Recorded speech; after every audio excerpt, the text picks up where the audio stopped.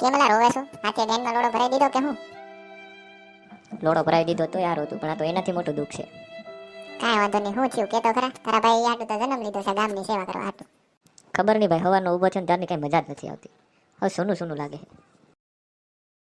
તોય પણ આમ કે તો ખરા, હું થયું? બસ ભાઈ ખબર નહીં હવે. એમ થાય છે આ દુનિયા મૂકીને વયો જાવ, આત્મહત્યા કરી જાવ એની બેનને શોધે.